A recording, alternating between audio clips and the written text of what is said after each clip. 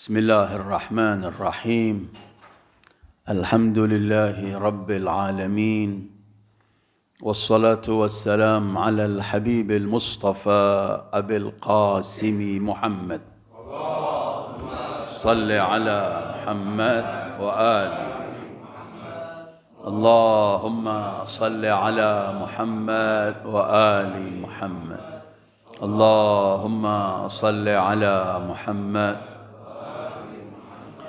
وآله الطيبين الطاهرين وأصحابه المنتجبين ومن تبعه بإحسان إلى يوم الدين اللهم بحق محمد وآل محمد عليك صل على محمد وآل محمد وارزقنا ووالدينا وأزواجنا وأولادنا وذرياتنا من بعدنا حب محمد وآل محمد اللهم أحينا على ذلك وأمتنا على ذلك واحشرنا في زمرة من أحب محمدا وآل محمد مع محمد وآله يا كريم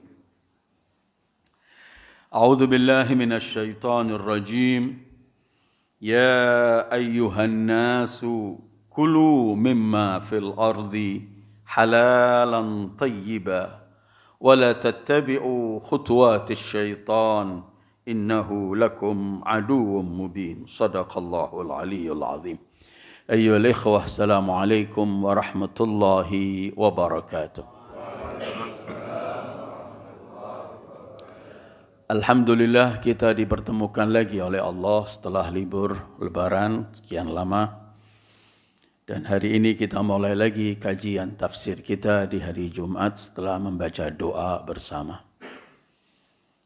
Pada kajian Al-Quran atau kajian tafsir kita di bulan suci Ramadan yang lalu, ada kajian yang kita kaji berkaitan bahwa Al-Quran adalah merupakan petunjuk atau konsep yang akan memberikan yang terbaik untuk seluruh umat manusia dalam semua aspek kehidupannya. Al-Quran adalah kitab panduan, arahan, petunjuk untuk segala urusan kehidupan kita. Berkaitan akidah, berkaitan hukum, berkaitan akhlak, berkaitan muamalah, berkaitan apapun yang kita lakukan setiap hari, Al-Quran telah memberikan petunjuk yang terbaik kepada kita. Itulah ketika Allah berfirman dalam surat Al-Isra ayat 9. A'udzu billahi minasyaitonir rajim. Inna hadzal Qur'an yahdi lillati hiya aqwam wa yubashshirul mu'minina alladhina ya'maluna as-salihat anna lahum ajran kabira. Sesungguhnya Al-Quran ini adalah memberi petunjuk kepada sesuatu yang paling kokoh, yang paling indah, yang paling baik. Ketentuan yang ada pada Al-Quran dan panduan yang Allah berikan untuk manusia agar meraih kesuksesannya yang ada dalam Al-Quran itu adalah yang terindah, terbaik, terkokoh, kuat dan mampu untuk dipraktekkan sepanjang kehidupan. Ada konsep indah di waktunya. Datang waktu yang akan datang, zaman akan datang, tidak lagi bisa digunakan, enggak relevan, sudah habis. Tetapi Al-Quran di setiap masa, setiap zaman, setiap generasi sampai hari kiamat tetap yang terindah, terbaik, terkokoh dalam memberi petunjuk dan mengarahkan kita untuk melakukan yang terbaik. Saat itu saya akan lewat saja. Saat di Ramadan, bulan suci Ramadan itu juga kita bicarakan sebagian contoh dari ayat-ayat Al-Quran. Bagaimana kita dibimbing oleh Allah. Saat bagaimana kita bersama orang tua. Wabil walidaini ihsana. Saat bagaimana seorang istri dengan suami. Suami dan istri. Wa ashiruhunna bil ma'ruf. Hunna libasul lakum wa antum libasul lahun. Berkaitan dengan bagaimana kita berbicara, pernah kita bicarakan wa qulu lin-nasi husna wa qulu qawlan sadida wa qulu lahum qawlan ma'rufa. Ini ayat-ayat sampai saat kita bicara pun, bahkan bukan cuma bicara, saat kita menghadap orang saat bicara, Al-Quran mengatakan wala tusair khaddaka linnas, kamu jangan palingkan wajahmu saat kamu berbicara, menampakkan kecongkaanmu. Bahkan hatta suara saat kita bicara diatur oleh Quran.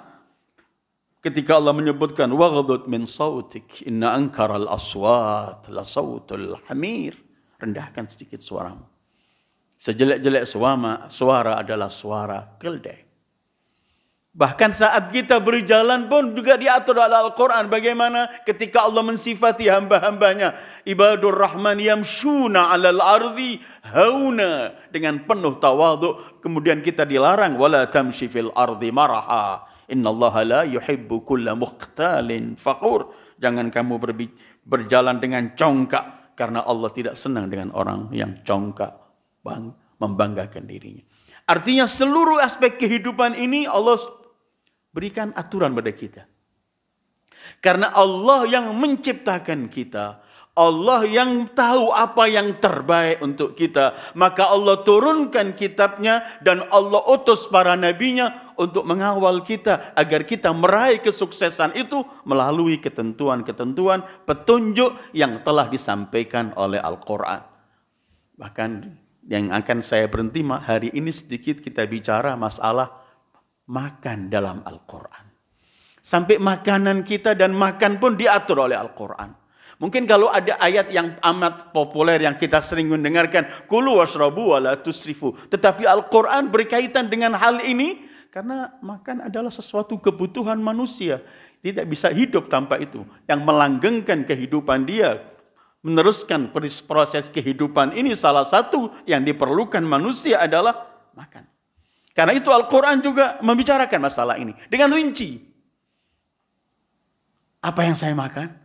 Semua Al-Quran telah menjelaskan dengan indah. Karena apa? Karena ini kebutuhanmu, karena kelanggengan kehidupanmu juga harus dengan ini. Al-Quran membicarakan juga berkaitan dengan hal semacam ini. Selain Al-Quran juga membicarakan makanan rohani kita, ilmu dan cara mendekatkan diri pada Allah. Dalam urusan jismani pun Allah. Karena itu saat Allah menciptakan kita, Allah ciptakan juga bahan-bahan pokok untuk yang dimakan manusia. Baik dari tumbuh-tumbuhan, dari hayawan, bahkan dari ikan. Dan semuanya Allah berikan karena kamu memerlukan ini. Coba kita lewat dalam beberapa ayat Al-Quran. Saat Allah membicarakan tumbuh-tumbuhan, yakni sayur-mayur yang kita makan atau buah-buahan semuanya. Allah berfirman dalam surat Taha 53-54. Wa anzala minas sama'i ma'an fa akhrajna bihi azwajan min nabatin syatta.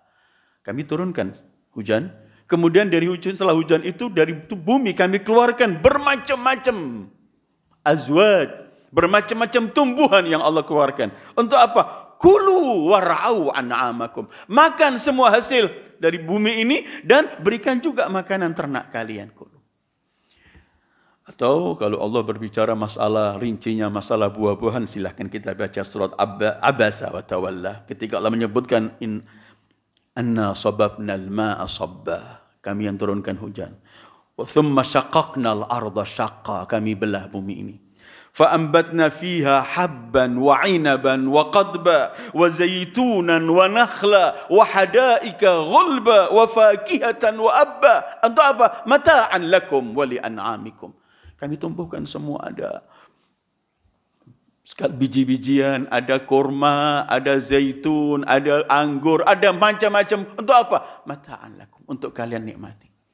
Atau saat Allah membicarakan masalah makanan selain tumbuh-tumbuhan, daging yang kita makan, dalam banyak ayat Al-Quran, salah satunya An-Nahl ayat 4, wal an'ama khalaqaha lakum fiha dif'un wa manafi' wa minha ta'kulun. Dan binatang-binatang ternak Allah ciptakan untuk kalian. Selain kalian mengambilkan, bisa kalian gunakan untuk transport kalian semuanya. Tetapi wa minha ta'kulun, dan kalian akan makan di situ. Maupun ikan-ikan yang di laut Allah ciptakan juga agar kita makan.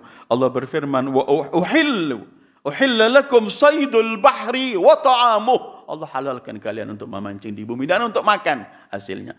Atau dalam ayat lain An-Nahl 14, wa huwallazi sakharal bahra lita'kulu minhu lahman tariya. Allah menciptakan untuk kalian laut ini untuk kalian mengambilkan ikan-ikan, kalian makan dengan lahman tariya, makan dengan yang masih fresh.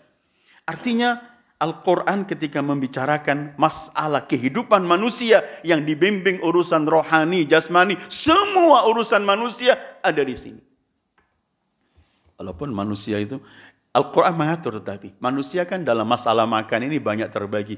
Ada yang terlalu menggampangkan, sembrono, apa saja gak dia lihat, halal, haram, bahaya, enak, tidak berbahaya atau tidak diambil. Ada juga orang yang kedua mungkin orang yang terlalu menjaga.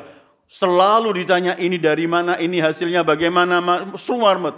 Islam datang menolak dua-duanya. Islam datang ingin kamu melakukan sesuatu dengan secara biasa. Kalau kemudian kita bertanya kepada Al-Quran, apa ketika Al-Quran membimbing kita? Agama fitrah, agama yang sesuai naluri kita, yang ingin memberikan terbaik untuk kita. Al-Quran mengajarkan kepada kita berkaitan dengan ini, berkaitan dengan makan dan apa yang kita makan. Pertama, Al-Quran mengatakan, kamu renungkan dan kamu lihat dulu apa yang kamu makan sebelum kamu makan. Allah berfirman, "Falyanzuril insanu ila ta'amih." Hendaklah manusia memikirkan mengenai makanannya. Apakah ini halal, apa haram? Apa ini berbahaya atau tidak? Apa ini bahaya untuk kesehatan saya atau tidak? Falyanzuril insanu ila ta'amih. Dalam urusan yanzur, melihat, artinya bukan melihat, memikirkan. Supaya kita juga memikirkan bahwa rizki yang kita makan ini adalah pemberian dari Allah. Allah yang menumbuhkan, Allah yang menciptakan. Saat kita makan, kita juga ingat dengan pemberi nikmat ini. Kemudian kita bersyukur kepada Allah. Walaupun falyanzuril insan ila ta'amih. Ada riwayat-riwayat dari Al-Baqir was-Sadiq menyebutkan at-ta'am di sini al-ilmu. Falyanzuril insan ila man ya'khud ilmahu. Hendaklah setiap orang melihat, memikirkan dari mana ia akan mendapatkan ilmunya, dari sumber yang benar atau tidak, dan bisa memiliki dua. Artinya berkaitan dengan makanan rohani kita, yaitu ilmu yang akan mendekatkan kita kepada Allah, juga dengan makanan jismani yang kita makan. Hendaklah setiap orang melihat dulu apa, memikirkan apa yang dia makan, halal haramnya, baik tidaknya, milik dia hakikat atau tidak. Kedua, Al-Quran dalam sekian ayat, kita akan lewat saja. Al-Quran menentukan yang harus kamu makan adalah yang halal dan yang baik. Seperti ayat pertama yang saya baca. Ya ayyuhan nasu kulu mimma fil ardi halalan tayyiba. Setelah kita harus lihat, apa yang kita lihat? Pertama setelah kita mikirkan, kita renungkan, hendaklah yang kita konsumsi makanan itu hendaklah halalan tayyiba. Maka yang pertama, yang terdepan yang harus kita lihat dalam makanan kita ialah halalan tayyiba. Itu dalam surat Al-Baqarah yang saya baca 168, Al-Maidah 88 pun juga wa kulu mimma razaqakumullahu halalan tayyiba wattaqullah. Al-Anfal 69, fakulu mimma ghanimtum halalan tayyiban wattaqullaha innallaha ghafurun rahim. An-Nahl 114, fakulu mimma razaqakumullahu halalan tayyiba. Jadi kita mencari makan, yang perdepan yang harus kita urusi adalah halalan tayyiba, halal yang dihalalkan oleh Allah dan baik. Jangan sampai ada lawan katanya tayyib khabith. Nanti kita akan baca banyak ayat-ayat Quran menyebutkan kita makanlah yang baik. Salah satunya 172 Al-Baqarah, ya ayyuhalladzina amanu kulu min tayyibati ma razaqnakum washkuru. Makanlah dari apa yang terbaik. Apa yang khabith? Lawan kata tayyib itu baik. Yang khabith itu apa? Semua makanan yang diharamkan oleh Allah adalah khabith. Kedua, semua makanan yang berbahaya kalau kita konsumsi untuk kita kesehatan semua, maka itu adalah yang tidak baik. Lawan katanya tayyib. Sementara Al-Quran mengatakan makanlah makanan yang halalan tayyibah. Ketiga, Ada isyarah dari Al-Quran, halal, thayyib, tapi cari yang indah, yang baik, yang terbaik. Subhanallah. Al-Quran pernah kita kaji bahwa Al-Quran ketika membicarakan mengenai Allah menciptakan yang terbaik semuanya, kemudian saat kita beramal pun kita dituntut oleh Allah untuk beramal yang terbaik, liyabluwakum ayyukum ahsanu amala, sampai dalam posisi yang akan kita konsumsi, yang akan kita makan pun Allah mengatakan cari yang terbaik, halal, thayyib, tapi yang bersih, baik, indah dan semuanya. Dan itu ada isyarah dari Ashabul Kahfi. Kita tahu Allah ceritakan, abadikan para pemuda yang menyelamatkan agama mereka dan kemudian mereka pergi ke mana? Ke gua. Mereka ketika di gua itu Al-Quran menyebutkan begini, ketika mereka sadar setelah 300 sekian tahun mereka tidur, ketika mereka ingin menyuruh salah satu di antara mereka supaya keluar mencari makan. Bayangkan ya, posisinya sembunyi, posisi segala macam, tapi Al-Quran masih menyebutkan cari makanan yang baik. Walaupun sepertinya dalam kondisi semacam ini, coba renungkan 19 surat Kahfi. Fab'athu ahadakum biwariqikum hadhihi ilal Madinah. Utus salah satu di antara kalian dengan membawa sisa uang ini ke kota. Falyandur ayyuha azka ta'aman. Hendaklah dia mencari azka, yang terbersih, yang terindah dari makanan. Allah ketika memuliakan manusia, dimuliakan dalam segala halnya. Sampai mengkonsumsi sesuatu, ayyukum azka ta'aman falyatikum birizqin minhu wal yatalattaf. Kemudian kita renungkan yang kita makan, kita lihat, kita cari yang halalan thayyiban, kita cari yang indah, yang baik. Al-Quran dalam masalah makan ini supaya kita tidak kesana kesini, Al-Quran mengatakan yang makanan yang kau halalkan lebih banyak jauh daripada yang kau halalkan, yang kau haramkan. Sehingga jangan sampai yang begini banyak cukup untukmu masih mencari yang haram. Karena itu Al-Quran menjelaskan dalam salah satu ayatnya Al-An'am 145. Qul la ajidu fima uhiya ilayya muharraman ala ta'imin yat'amuhu.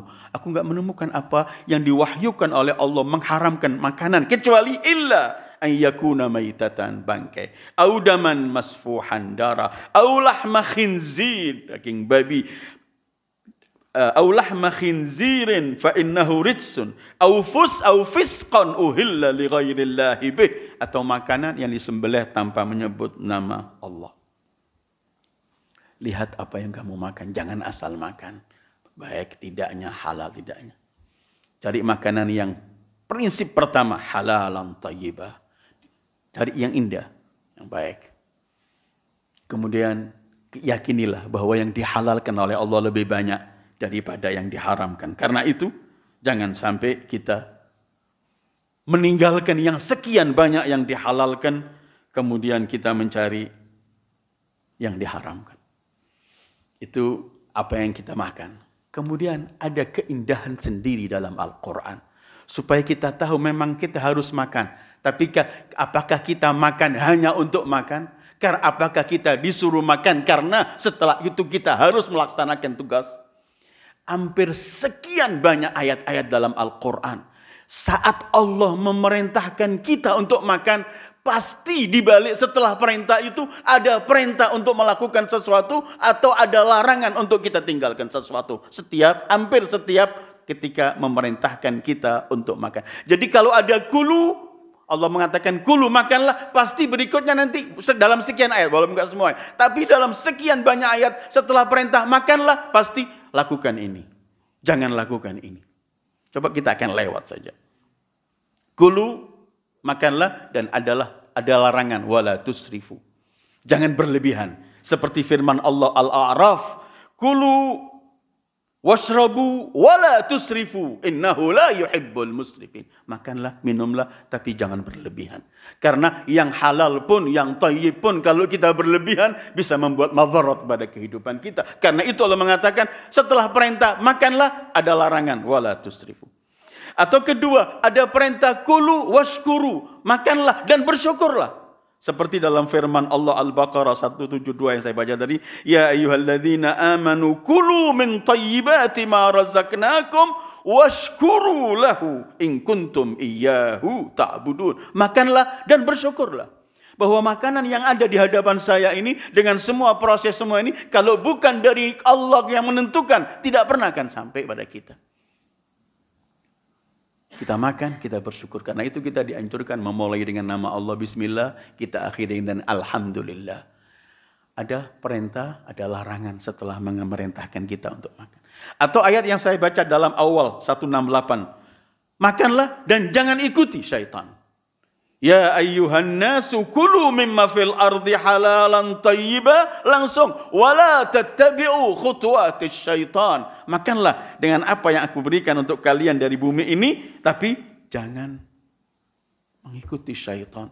Rizki kita ambil dari Allah, tapi kita mengikuti musuh Allah, enggak ketemu.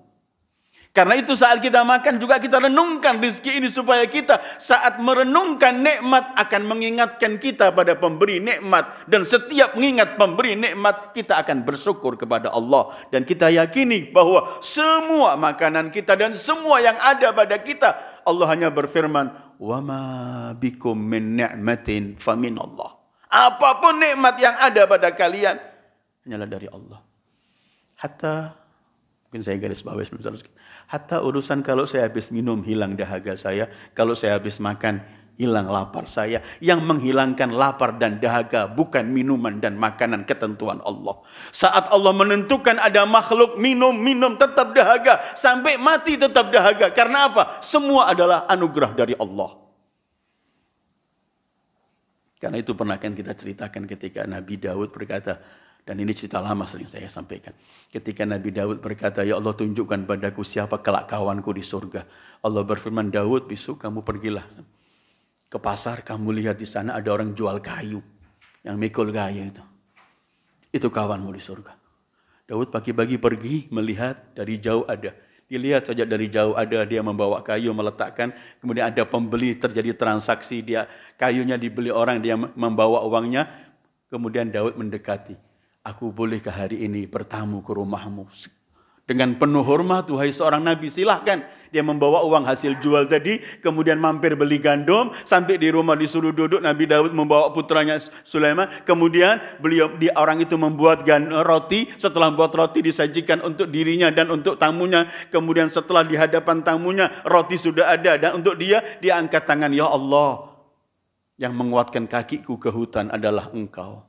Yang menguatkan tanganku menebang kayu adalah Engkau. Yang memberi aku mampu memikul kayu ke pasar adalah Engkau. Yang mengirim pembeli untuk membeli kayuku adalah Engkau. Kemudian aku dari hasil itu aku beli gandum. Gandum ini adalah Engkau yang menciptakan. Kemudian aku menggiling gandum ini, tanganku mampu karena Engkau. Kemudian aku mampu membuat roti ini karena Engkau. Terakhir, dan kemudian sekarang makanan di hadapanku dan di hadapan nabimu, kami mampu memiliki nafsu untuk makan karena Engkau ya Allah, bukan karena kita." Sambil nangis. Itu kawan Nabi Allah Daud di surga. Karena itu kemudian tadi mengatakan, makanlah, minumlah, tetapi jangan mengikuti syaitan. Makanlah, minumlah, tapi supaya apa? Supaya kita selalu mengingat Allah. Makan jangan berlebihan, makan bersyukurlah, makan jangan mengikuti syaitan. Ayat lain dalam surat Taha ayat 8, makanlah dan jangan melampaui batas. Allah berfirman, "Kulu min tayyibati ma razaqnakum wala tatghaw fi fayahilla 'alaikum ghadabi wa man yahlil 'alaihi ghadabi faqad hawa." Ada kulu, makanlah, tetapi ada wala tatghaw, jangan melampaui batas. Bukan sekedar melampaui batas dalam makan kita, tapi dalam perilaku kita. Setelah makan kenyang, mendapat semua nikmat Allah, kita malah mendolimi orang, menipu orang. Wala tatghaw. Bahkan dalam surat ketika Allah membicarakan masalah haji, saya ulangi ya, yang pertama tadi, makan jangan berlebihan. Makan bersyukurlah, makan jangan mengikuti syaitan, makan jangan melampaui batas. Kemudian ketika Allah membicarakan masalah haji dalam surat Haji 28, makanlah dan beri makan orang lain. Makanlah dan beri makan orang lain. Liyashhadu manafi'a lahum wa yadhkuru ismallahi fi ayyamin ma'lumat ala ma razaqahum min bahimatil an'am. Apa perintahnya? Fakulu minha, makanlah sebagian dari binatang ternak itu, wa at'imul ba'isal faqir, dan berilah makan orang yang sengsara dan miskin. Makanlah dan berikan makan orang lain.